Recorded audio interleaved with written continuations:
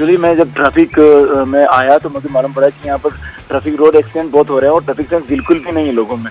वो जब मैंने मूवमेंट करना शुरू किया तो मुझे एक जगह से दूसरी जगह जाने में बहुत एफर्ट लगाना पड़ रहा था, बहुत एनर्जी लगानी पड़ रही थी। तो मैं माइकल जैक्सन का फैन रहा हूँ कि एक स्टेप ट्राई किया, पहुँच पा रहा था।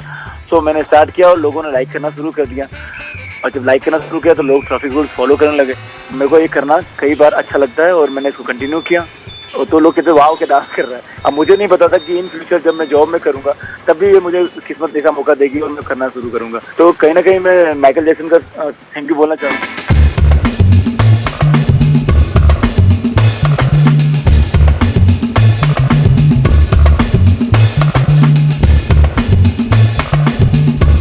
कोई दीवाना कहता है, कोई पागल समझता है, लेकिन मुझे क्या चाहिए मुझे पता था।